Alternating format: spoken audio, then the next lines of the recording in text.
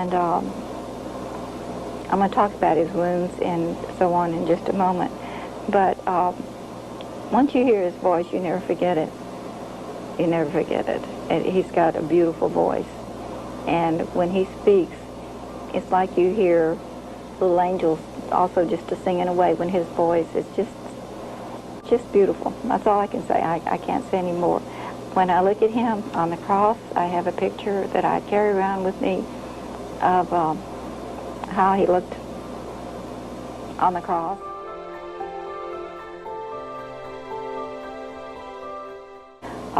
I remember asking him if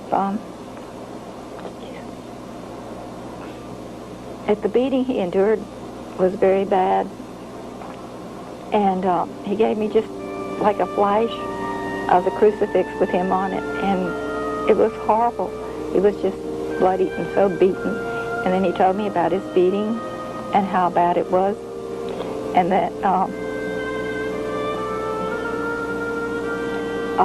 when they used the cards, things that they hit him with, that on the ends of them were stones and shells and bones that were sharpened and curved. The flagrum.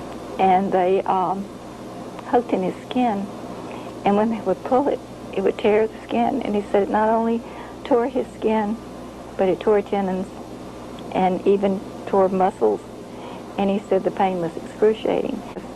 Close to 30 years for a picture that looked like my Jesus. And on the cross, and everywhere I go, no matter what country I went to, no matter where I was, I always looked for a crucifix that showed how he really looked, how he was beaten, not how he looked on most of them all cleaned up. And I couldn't find any anywhere. And one night at adoration, I was praying, and I have adoration alone. Mine's 12 midnight to 1 a.m., sometimes 12 midnight to 2 a.m., and sometimes 12 midnight to 3 a.m. If no one shows up after me, I stay. And I was asking him, I said, why can't I find something that shows how you were really beaten so that people will understand the suffering you endured for us and what we're doing to you now, because we're, destroying our world with the abortions and everything. And I said, why can't I find a picture? Why can't I find it? And the next morning at Mass, a gentleman after Mass came up to me and handed me a picture. And I just started crying. It was my Jesus. That's all I could say. That was how he looked. And it was a miracle picture.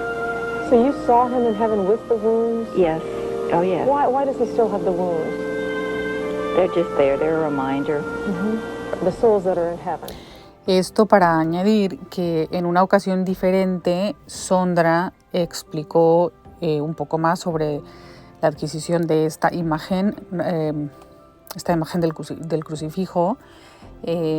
Como ella lo menciona, una persona, era un joven que había estado tomando fotografías de una iglesia de esa iglesia que le habían estado haciendo remodelaciones, y el chico tomó una fotografía frente al Santísimo, y cuando obtuvo las negativas, la fotografía, pues esta imagen fue la que se reveló. Entonces él conociendo el testimonio de Sondra, se la regaló, se la entregó y le preguntó, ¿es así? ¿Es así como quedó Jesús? Y es donde ella pues suelta en llanto y dice exactamente así.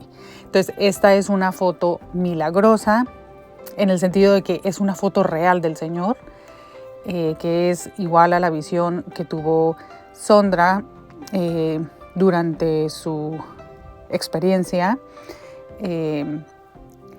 y por eso ella le llama una foto que es una fotografía real milagrosa. Ese es el origen de esta fotografía.